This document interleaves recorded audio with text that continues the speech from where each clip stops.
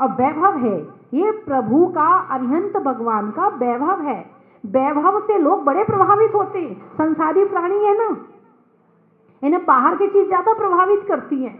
इन्हें सोना चांदी प्रभावित करता है, इन्हें हीरा मोती प्रभावित करता है, इन्हें सुंदर सुंदर मकान प्रभावित करते हैं, इन्हें सुंदर सुंदर गार्डन प्रभावित करते हैं। इसलिए भगवान के समोशरण में संसारियों के हिसाब से भी पूरी व्यवस्था होती है। स्वाभाविक है, भीड़ भीड़ को खींचती है और पैसा पैसे को खींचता है कि नहीं?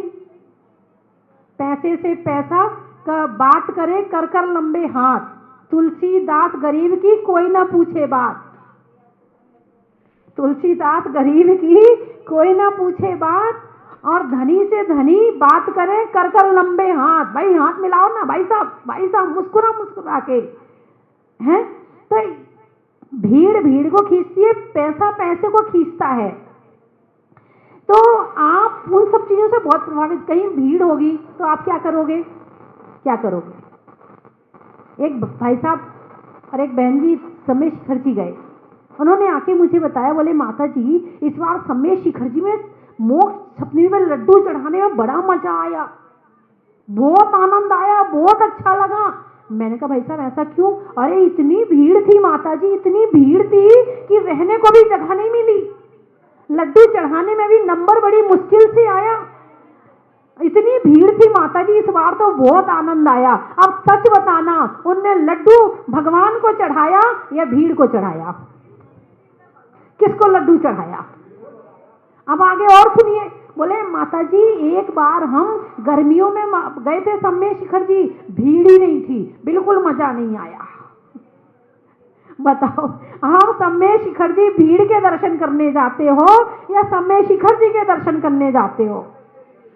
यदि आप सम्यक शिखर के दर्शन करने जाते हो और वहां भीड़ ना हो, तो जो सम्यक दृष्टि है वो कहेगा आज अच्छा लग रहा है, जो सम्यक दृष्टि है वो कहेगा आज शांति से भगवान के दर्शन हो जाएंगे, आज शांति से प्रभु के चरण छूने मिल जाएंगे, आज थोड़ा सा ध्यान लगाने मिल जाएगा, आज टोंक पर बैठकर एक माला फेरने मिल जाएगा, आज भीड़ नहीं है, आज बड़ा आनंद आ रहा है। ये कहेगा सम्यक दृष्टि। और मिथ्या दृष्टि कहेगा आए हाय आज तो भीड़ ही नहीं है, आनंद ही नहीं आ रहा है, पिछले बार आए थे खूब भीड़ थी, बड़ा मजा आया था, आज तो मन ही नहीं लग रहा समय शिखर की वंदना करने में, आज तो भीड़ ही नहीं है।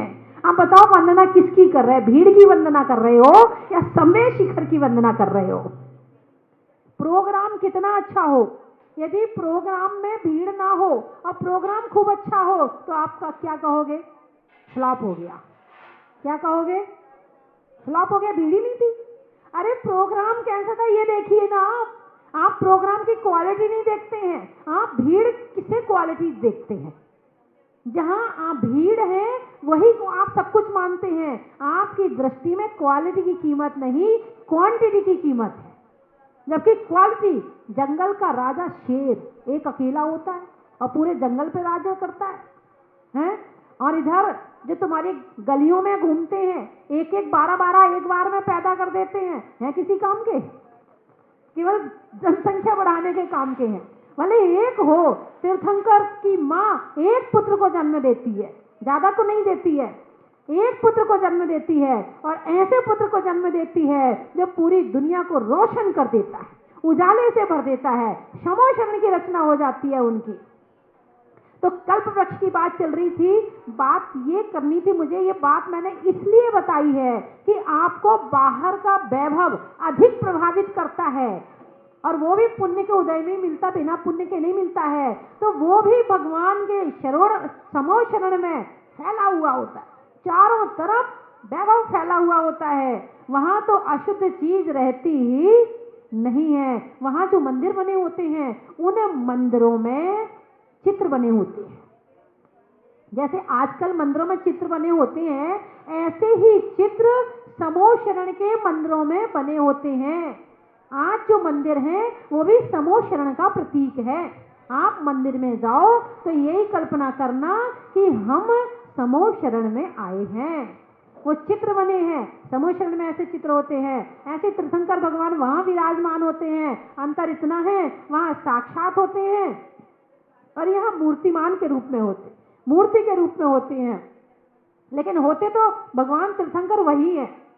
तो इस तरह से छठवीं सातवीं भूमि भवन भूमि होती है और छठवीं भूमि कल्प भूमि होती है। कल्प भूमि में कल्प वृक्ष होते हैं और सातवीं भूमि में भवन बने होते हैं और ऐसे सुंदर सुंदर होते हैं, ऐसे सुंदर सुंदर होते हैं। आप किसी अच्छी कोठी के सामने से निकलो तो झट फोटो खींच लेते हो। मैं अपने यहाँ कोठी बनवाऊंगा ना, यही लगवाऊंगा।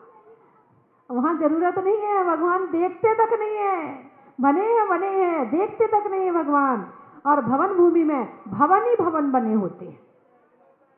वहां भी मुनिराज भी जाते हैं, ध्यान लगाते हैं, दर्शन करते हैं। वहां सभी श्रावक भी जाते हैं, ध्यान लगाते हैं, दर्शन करते हैं, भगवान की पूजा करते हैं। इसके बाद आती है श्री मंडप भूमि, आठवीं भूमि। ये मुख्य भूमि है। जो भगवान के दर्शन करने जा रहे हैं वो इस भूमि में सीधे पहुंचते हैं और बाद में नीचे के दर्शन करते हैं।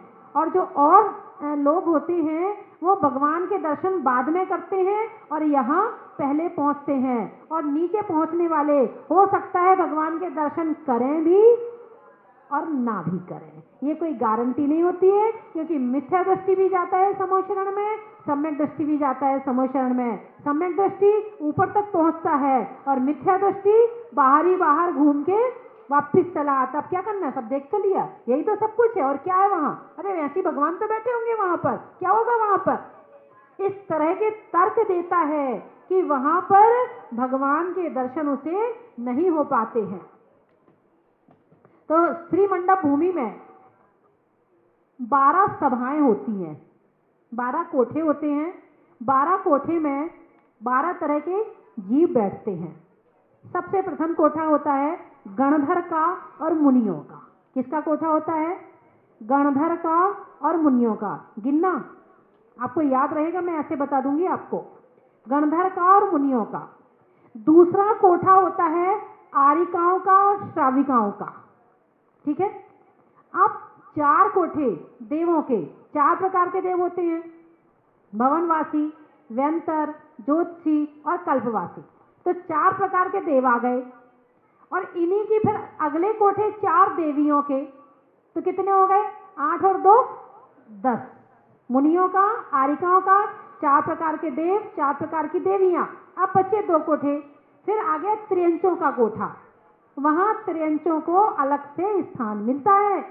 जो भगवान के समूह शरण में त्रियंच जाते हैं, सम्यक दृष्टि त्रियंच जाते हैं, शेर, गाय, बंदर सब त्रियंच जाते हैं और वहां जाकर वो भी अपना कल्याण कर लेते हैं। इसीलिए इसका नाम समूह शरण है, जहां सबको समान रूप से शरण प्राप्त हो, इसलिए इसको समूह शरण कहते हैं।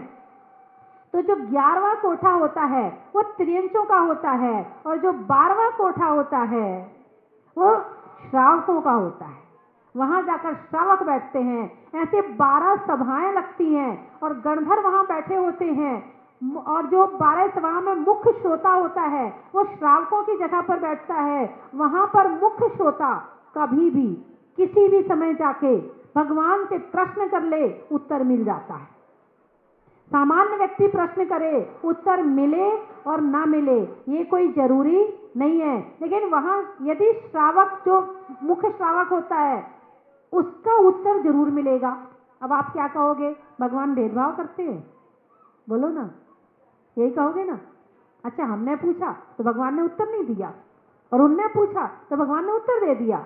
नहीं, जिसका जैसा पुण्य होता है वैसे परमाणु खिंचकर चले आते हैं। अब चंदन वाला के यहाँ भगवान महावीर का आहार हुआ था। यदि आप वहां होते, आपने चौका लगाया होता और वहीं चंदन वाला होती और चंदन वाला के चौके में पड़क जाते महाराज भगवान महावीर, तो आप क्या कहते? मौसी है ना, चलेगा अपने यहाँ। हाँ, हमारे यहाँ क्यों आएंगे, अपनी मौसी के यहाँ गए। रागी द्वेषी प्राणी भगवान को भी नहीं छोड़ता है, उनको भी लपेट ही लेता है कहीं ना कहीं से। तो वहां मुख्य श्रोता भगवान के को प्रश्न करता भगवान से और उत्तर मिलता है, गणधर होते हैं। भगवान की वाणी खिरी सबसे पहले गणधर झेलते हैं। गणधर ने भगवान की वाणी झेली, उसके बाद फिर उनके माध्यम से वहाँ देवता उस वाणी को, जितने वहाँ देवी देवता पशु पक्षी होते हैं, उस भाषा में कन्वर्ट करते हैं और उसको फिर सब जिसके कान में जाती है उसके जैसी हो जाती है। जैसे मान लो कोई कन्नड़ जानता है तो वो कन्नड़ में परिवर्तित हो जाएगी, कोई मराठी जानता है तो मराठी में हो जाएगी, कोई राजस्थानी जानता है अठे बठे वाली हाँ अंडे वंडे वाली, तो वो उस रूप में कन्वर्ट हो जाती है। जो जिस रूप में देखता है वो उस रूप में सुनता है, उस रूप में भाषा परिवर्तित हो जाती है। पशु पक्षी है तो उनके रूप में परिवर्तित हो जाती है, वो जिस रूप में समझते हैं उस रूप में भाषा परिवर्तित हो जाती है। और भगवान की वाणी सब सुनकर ऐसा आनंद लेते हैं, ऐसा आनंद आता है, ऐसा आनंद आता है, जीवन धन्य हो जाता है और कल्याण हो जाता है। आपको मेरी बात सुनने में अच्छा लग रहा कि नहीं लग रहा? अरे बोलो ना, थोड़ा सा लग रहा होगा, जरा सा लग रहा होगा, बहुत अच्छा लग रहा है। जब आपको मेरी बात सुनने में इतना अच्छा लग रहा है तो वहां भगवान की वाणी सुनने में कितना अच्छा लग रहा होगा। आप विचार करो, कल्पना करो कि भगवान की वाणी और कितनी अच्छी होगी कि उसको सुन करके कैसा रोम रोम पुलकित होता होगा, कैसे कान तृप्त हो जाते होंगे। घर की बातें सुनते, गालियां सुनते हैं, कान में कैसा लगता है? बुरा लगता है। और भगवान की वाणी सुनते हैं, बहुत अच्छा लगता है, मन शांत होता है, आत्मा शांत होती है, जीवन तृप्त हो जाता है। जितनी तृप्ति भोजन करने में नहीं होती है उससे कहीं ज्यादा तृप्ति जिनवाणी सुनने में होती है। जिसने ध्यान से सुनी है बस वही जान सकता है, कोई दूसरा नहीं जान सकता है। मिथ्या दृष्टि नहीं जान सकता। मिथ्या दृष्टि जीव को जिनवाणी ना सुहाए, क्या ऊँघे के लड़ पड़े और क्या उठ घर को जाए। क्या ऊँघे के लड़ पड़े और क्या उठ घर को जाए। मिथ्या दृष्टि जीव को जिनवाणी अच्छी नहीं लगती है। या तो बैठा भी होगा, जबरदस्ती बैठना पड़े, सोना शुरू कर देता है, और या फिर लड़ लेता है, और या फिर उठ के घर को चला जाता है। और यदि आपको जिनवाणी अच्छी लग रही है, आपको मन लग रहा है जिनवाणी सुनने में, आपकी आत्मा को शांति मिल रही है, तो समझना कि आप सम्यक दृष्टि हैं, क्योंकि आपको जिनवाणी अच्छी लग रही है। गुरुओं की सेवा करने में आपको अच्छा लग रहा है, आपको भगवान की पूजा करने में आनंद आ रहा है, आपको भगवान के दर्शन करने में आनंद आ रहा है, तीर्थ यात्रा करने की भावना बन रही है, जहाजपुर आने की भावना बन रही है, तो समझना आप सम्यक दृष्टि हैं। और आए, आज भी आए, बांसवाड़ा से, रतलाम से, मुरार से और घाटोल से, उज्जैन से, उज्जैन के जैन भी आए हैं, डड़ूका से आए हैं, फिरोजाबाद से हैं, इस तरह सब जगह से लोग आए हुए हैं और सबने भगवान का अभिषेक किया, शांति धारा की, भक्ति करी, चालीसा पढ़ा, माला फेरी। आपने अनंत पाप कर्मों की निर्जला कर दी, आपने अनंत पापों को काट दिया। प्रभु के भक्ति भाव से दर्शन करके सम्यक दर्शन की प्राप्ति हो जाती है। जब यहाँ के दर्शन में इतना आनंद आता है, जहाजपुर के बाबा के दर्शन करने में इतना आनंद आ रहा है, लोग कहते हैं जहाजपुर भगवत के बाबा ऐसे लगते हैं जैसे साक्षात मुनि सुब्रतनाथ भगवान हो, बस बोलने वाले हैं, बस अभी बोलने वाले हैं, ऐसे मुस्कुराते हैं, ऐसा लगता है कि बस हमें देख के भगवान मुस्कुरा रहे हैं। आप और ध्यान से देख लेना एक बार, और ऐसा लगता है आप भगवान को ध्यान से देखना, भगवान मुस्कुराते हुए लगेंगे, आपको मुस्कुराहट आ जाएगी। कोई कितना दुखी आ जाए और एक बार भगवान को ध्यान से देख ले तो उसके चेहरे पर मुस्कुराहट आ जाती है। तो बंधुओं, भगवान के जब साक्षात दर्शन होंगे तो कितना आनंद आएगा जीवन में, वो जीवन सार्थक हो जाएगा। और साक्षात वहां 7 प्रकार के ऋषि भगवान के चरणों में बैठे होते हैं।